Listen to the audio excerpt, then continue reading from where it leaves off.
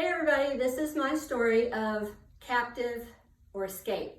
Maybe it's both.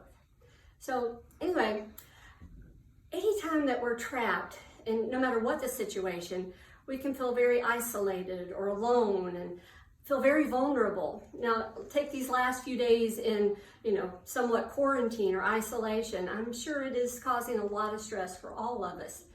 Now, back in the 80s, I was a deli bakery manager for a large grocery store chain in Florida. Yes, I'm old, but I know a little bit about what it's like to work in a grocery store with nothing on the shelves, because I worked during a lot of hurricanes.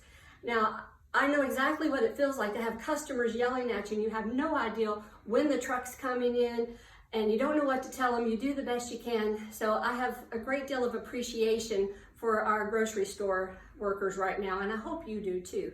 I mean, typically they were buying things like bread and milk. I don't ever remember there being a run on toilet paper, but whatever. So, like I said, I was a deli bakery manager, and as such, I took inventory the first Sunday night of every month. And so, actually it was like 2 o'clock in the morning on a Monday morning, but this was in August, and I remember that because my car's AC was broken, and every time I got in my car, I complained about how hot it was. I was miserable the entire month of July and August, and I complained all the time, especially every time I got into my car. Gosh, it was so hot, but it was August and it's in Florida, so what are you gonna do? So the first thing I do that particular night is I say goodnight to the night stock crew as they left.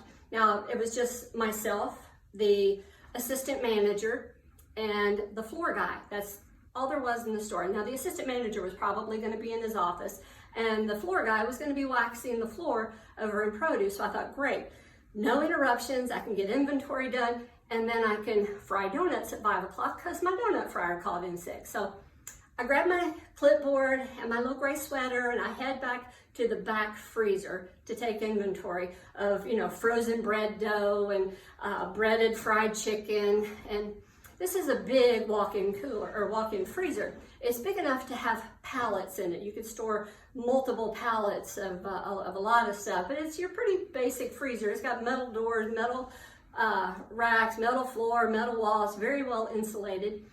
And so I typically don't have a lot of stock right before inventory, and so I knew it wasn't going to take me very long. I only had a lot of stock when I thought there was going to be a hurricane. So I didn't think it was going to take me too long, maybe 5-10 minutes. So I didn't worry when the door shut behind me because it's designed to do that. Not until I finished and I go to hit the glow-in-the-dark plunger to release the door, and nothing happens.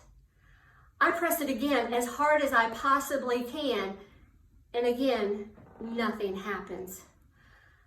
Apparently, somebody had backed into it with a pallet jack and bent the plunger down to the point that I could not bend it back, and I could not open the door. So I started pounding on the door with my fist, and I was in there already for about 10 minutes or so in minus 10 degrees, so I was already really cold and my hands were aching.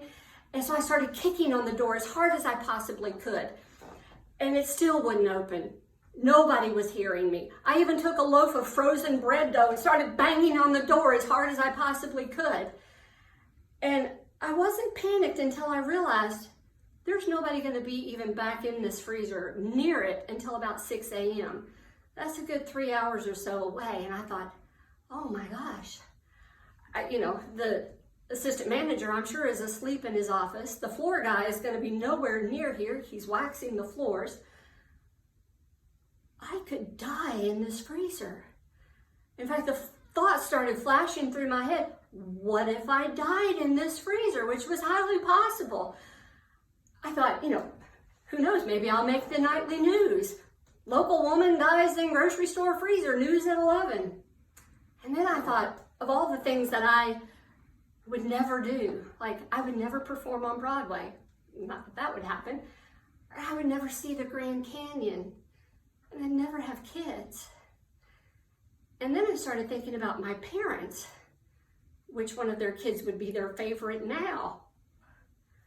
This is when I started praying. I mean, seriously praying. You know, the kind of prayer that, you know, you start negotiating with God. God, if you ever let me out of here, I promise I'm going to do all these wonderful things, you know, things you probably are never going to do. I even told him, you let me out of here, I promise I will never, ever complain about being hot again. I promise. My teeth were chattering. I had frozen icicles from my tears and my runny nose on my face. And I thought, I am going to die in this freezer.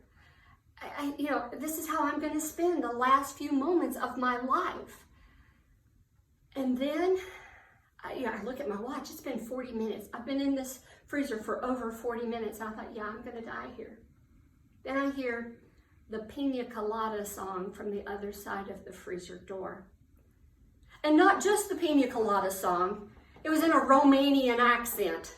Just picture that in your head. From the floor guy, who was from Romania. Apparently he had left a pile of dirt in front of the freezer and had come to sweep it up. So I started banging on the door as hard as I could. I was kicking on it and screaming. He opened the door quickly and I plunged out of there, wrapped my arms around him. I think I scared him to death and started thanking him, and I was shivering. Yeah, I do think I scared him to death. By the way, I still love the Pina Colada song. So he got the assistant store manager. They got me a blanket and some coffee. I made sure all bodily functions were working okay. My toes started to thaw out by the bakery ovens. I finished inventory. I fried donuts. I got my crew set for the day, and I left at about noon that Monday. And I stepped out into a very hot August Florida afternoon. Got in my non-air conditioned car, and wouldn't you know, the first words out of my mouth were, damn, it's so freaking hot in here. I can't wait for cool weather. Thanks.